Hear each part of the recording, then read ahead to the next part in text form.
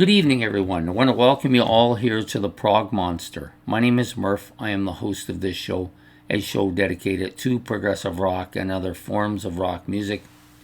We're here with a kind of a second episode. I did the first one last week. I think we're going to do at least four in total, anyways. So this is my 5 favorite debut rock albums released in 1976. I picked out the 5 I like the best. So just so you know, these are my own personal favorites. That doesn't mean they're the 5 best albums of that year. Maybe you have a different 5 that you think are totally better than all of these. That's perfectly okay. It's just my opinion. I can't give you an opinion about your opinion. So anyways, I'm going to give you these 5 albums in the same order that I normally do. I'll go from my least favorite to my most favorite, and then I'll give you them in straight order at the end. So the first one out, without further ado, the first one out will be the one that I don't actually own, which is Max Webster's debut album from 1976. Released by Ray Daniels. I believe he was the producer of the album, or at least he was involved with getting the band the record label debut. Ray Daniels was the original manager of Rush, so you can see the connection between the two bands started already. It's a solid album. Like for a debut album, it's pretty solid. They're also Canadian, for those of you who weren't sure about that, and I can't imagine there's many out there who aren't. This is the album with the big song on it, which is Hangover. Sorry, I was drawing a blank there for a second. So the song Hangover, it wasn't the first Max Webster song that I kind of liked. I think that was from Battle Scar. That was the song that with Rush in it. That's how I discovered them, from that song. Then I kind of went backwards, and this was probably the next track I kind of liked quite a bit early on. So pretty strong album for a debut album from a band probably not known too much outside of Canada, but I love them. I think they're a great band, and so they're going to be my number 5 pick for tonight. The second album up is another Canadian band, but this one from Toronto. I don't think this will surprise anybody. This is Triumph's debut album, which is, In the Beginning. I'm going to need my glasses to see the tunes on here. Anyways, the 2 big ones for me here are Street Fighter, which I really like a lot, and the last track, Blinding Light Show, Moonchild, which is the longest track on the album. I think this is the beginning of that greatness that Triumph became known for. Album isn't as good as some of the stuff that came after it, but still pretty solid debut album from a solid debut band. Got a nice picture here of Gil Moore, Mike Levine, and Rick Emmett, and some girl on the couch. I'm not sure who she is, but I'm sure that they know who she is. So In the Beginning from Triumph, that's my my 4th place album. My 3rd place album is from Yes's lead singer, John Anderson. Actually, I will show you the back because it has his name on it. John Anderson, Olias of Sunhillow. I had to redo this video because I kept calling it Sunhill, knowing full well that's not what it was called. But this is John Anderson's Olias of Sunhillow, kind of a novel of science fiction, kind of novel of a group of people that he created, and they're searching for another planet to live. This is a good album. He plays all the instruments on here, which is a huge undertaking. No, it's not classic instrumentation greatness or anything like that, but the fact that he even attempted to do it, I think, deserves kudos. I do like this album cover.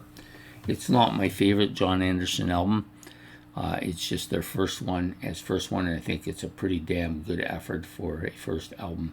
So John Anderson's Olias of Sunhillow is number 3. Number 2 is this album. This is a 2-for album from the Klaatu, another Canadian band. Great album. Every track on here is top notch. This is one of the great albums of that year, I believe. I only just I've only been playing this for about a year and a half, but I played it a lot.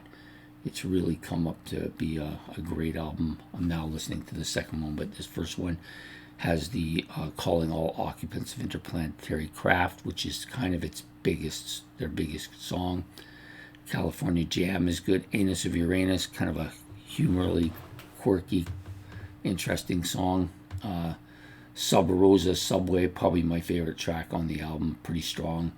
True Life Hero is good. It's a little bit on the heavy side too.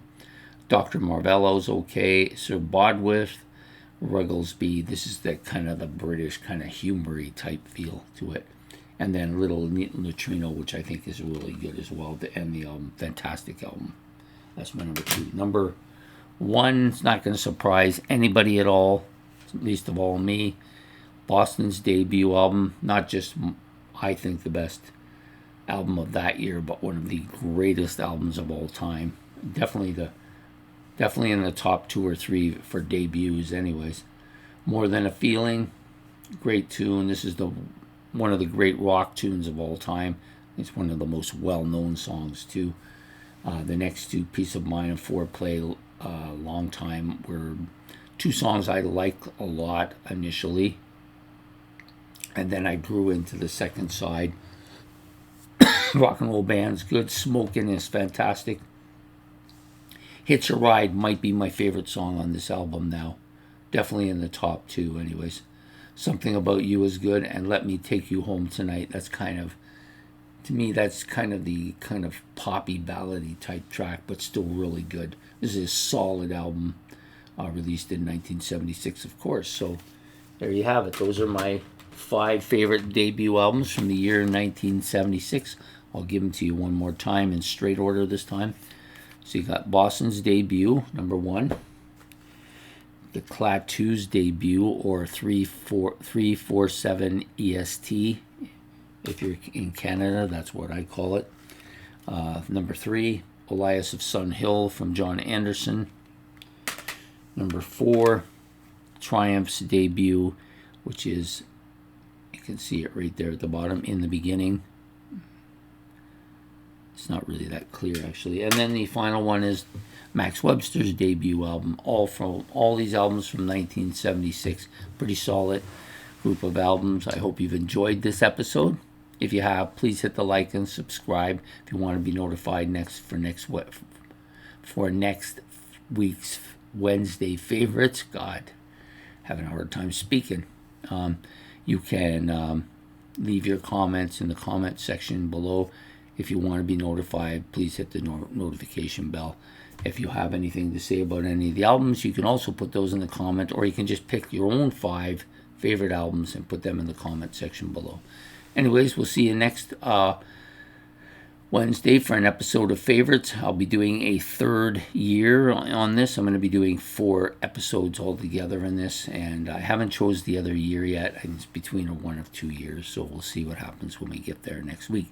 Anyways, I hope you have a good night and a good evening, and goodbye. Take care from Prog Monster.